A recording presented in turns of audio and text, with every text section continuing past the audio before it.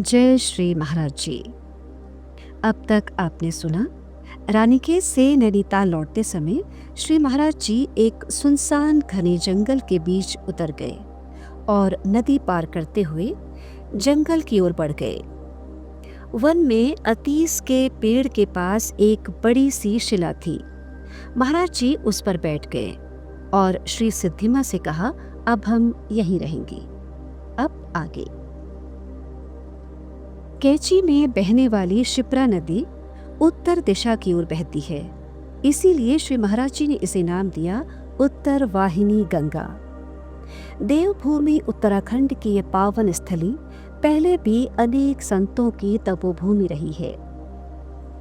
इसके पूर्व दिशा की ओर एक विशाल पर्वतमाला है जिसे गर्गांचल के नाम से जाना जाता है। यहाँ पर गर्ग ऋषि द्वारा तपस्या की गई थी, इसीलिए इस पावन धरती को गर्गांचल के नाम से जाना जाता है। इसी पावन स्थली में चट्टानों से निर्मित एक प्राकृतिक गुफा में महान सिद्ध संत श्री सोमवारी महाराज जी रहते थे। संत सोमवारी महाराज जी का जन्म पश्चिमोत्तर प्रांत के पिंड दादन खां नामक स्थान में एक समृद्ध ब्राह्मण परिवार में हुआ था। बाद में विरक्त मन की लहर उन्हें हिमालय की ओर खींच लाई, जहां अपनी दुस्साह्य तपश्चर्या से दैवीय संपत्तियों को प्राप्त कर वे संत शिरोमणि के रूप में प्रतिष्ठित हो गए।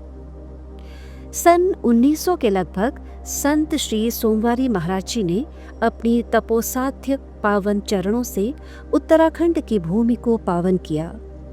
दीन दुखियों की सेवा करना, अपने कर्तव्य के प्रति निष्ठावान रहने की शिक्षा और युवाओं और बालकों को देश की सेवा के प्रति प्रेरित करना उनका अक्षय कार्य था। उनकी साधना स्थली अल्मोड़ा में खगमरा, काकड़ी घाट, पदमपुरी और कैची रही। काकड़ी घाट शिव मंदिर में बरगद के एक पेड़ के नीचे उनकी छोटी सी कुटी और धूनी थी।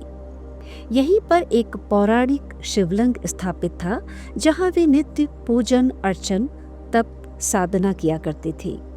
इसी स्थान पर प्रत्येक सोमवार को खिचड़ी का भंडारा होता था, इसीलिए लोग उन्हें सोमवारी बाबा के नाम से जानते थे। सन 1950 से 53 में पंजाब के एक संत श्री कमलगिरी जी ने भी कैची क्षेत्र की पावन धरा में वास किया और कई शिव पुराण और देवी भागवत के पाठ करवाए।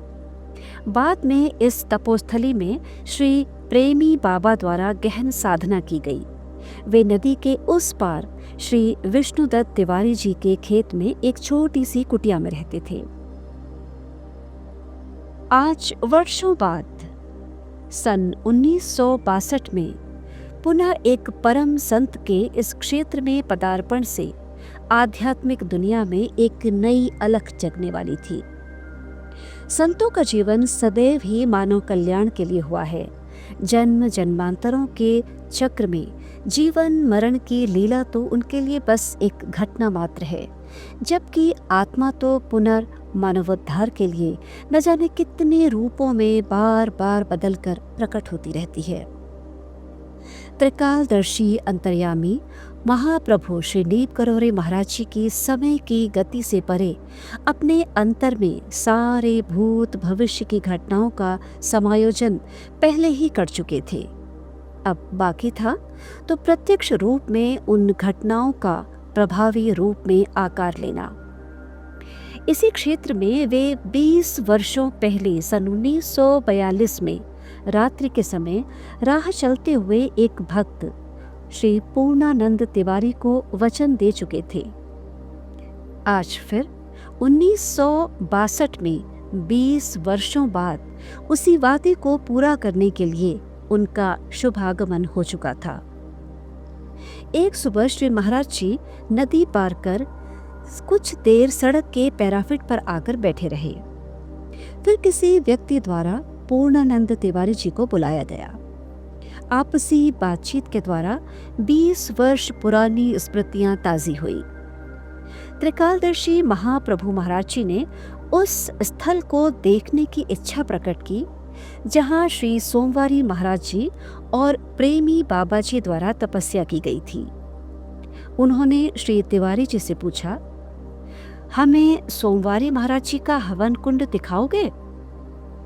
तिवारी जी उत्साहित होकर शीघ्र ही तैयार हो गए।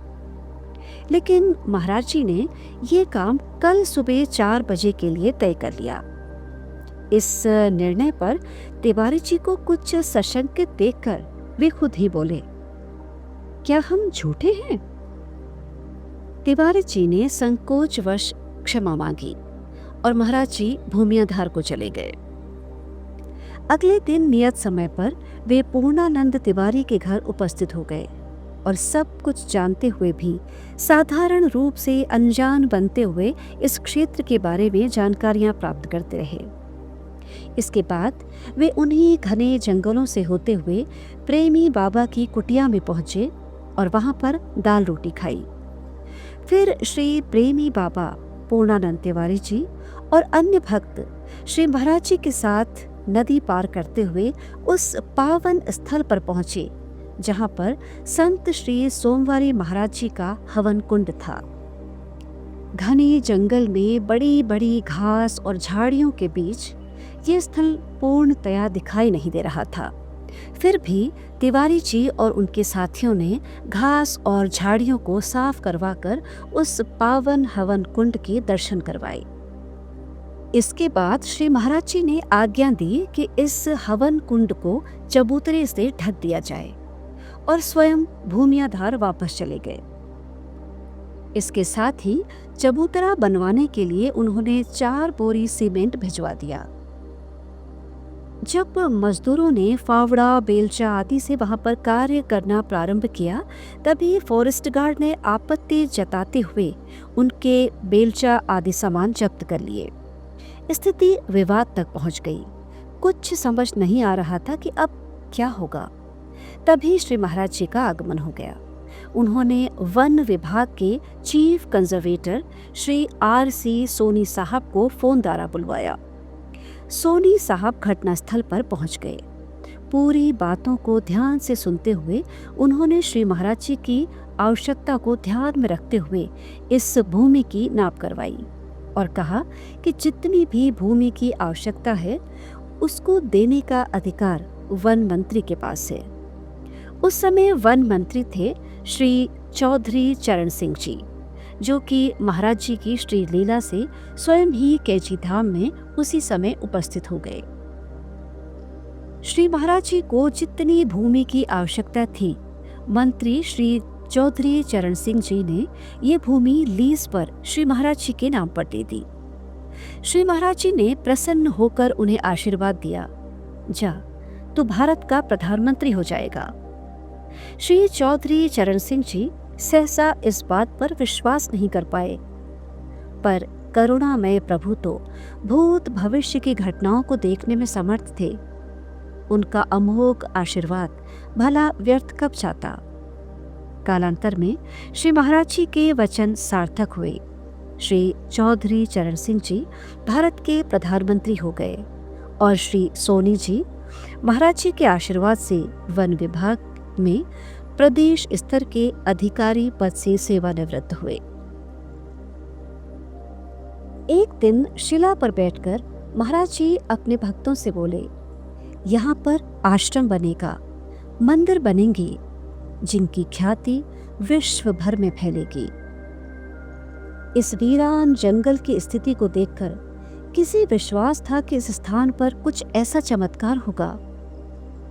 अपने श्री महाराज जी के आदेशों का पालन करते हुए धीरे धीरे पेड़ पौधे कटवाकर उस स्थान को सुव्यवस्थित किया गया। कुछ समतल भूमि बनवाई गई। श्री सोमवारी महाराज जी की गुफा के पास वाले हवन कुंड के ऊपर बने चबूतरे में श्री हनुमान जी के विग्रह की स्थापना की गई। इस दिन श्री महाराज जी ने संध्या के समय मंदिर में प्रवेश किया। आज स्वयं श्री हनुमान अवतार श्री महाराज जी के द्वारा एक अलौकिक घटना घटित होने वाली थी। श्री महाराज जी के आदेशानुसार एक बाल्टी दूध मंगवाया गया तथा उपस्थित भक्तजनों को आंखें बंद करने को कहा गया और फिर श्री महाराज जी ने अपने हाथों से श्री हनुमान जी को बाल्टी भर दूध पिला दिया। उपस्थित भक्तों में श्री किशन चंद्र तिवारी जी ने जब आंखें खोली तो देखा बाल्टी में दूध नहीं था और एक पतली सी धार फर्श पर थी। इस दृश्य को देख पाना साधारण मनुष्य के वश की बात कहाँ थी। साधारण दृष्टि वाले मनुष्य तो इस दृश्य को देखकर विक्षिप्त से हो जाते, परंतु महाराज जी ने अत्यंत साधारण भाव से इस अलौकिक लीला को मूर्त रूप दे दिया और भक्तजन इस चमत्कृत दृश्य से भाव विह्वल हो उठे। श्री महाराज जी के निर्देशानुसार कार्य चलता रहा और कुछ सुंदर इमारतों और कुटियों का निर्माण होने लगा, जिसमें श्री राम कुटी, श्री कृष्ण कुटी, श्री राधा कुटी, कृष्ण बलराम कुटी, श्यामा कुटी आदि का सुंदर निर्माण हुआ। साथ ही एक आश्रम और श्री महाराज जी की कुटिया का निर्माण भी पूर्ण हो गया। बाद में धीरे धीरे श्री हनुमान जी के पास ही श्री लक्ष्मी नारायण जी के मंदिर की स्थापना हुई और साथ ही लगे कक्ष में शिवलिंग के साथ श्री माँ पार्वती, श्री गणेश जी और श्री कार्तिकेय जी की प्रतिमाओं की प्राण प्रतिष्ठा भी हो गई। अब श्री महाराज जी का अधिकतर निवास भूमियाधार और कैची आश्रम में होने लगा। जब इन आश्रमों का निर्माण हो ही रहा था, श्री महाराज जी का आगमन अन्य भक्तों के निवास स्थान पर भी जनोद्धार हेतु होता रहा।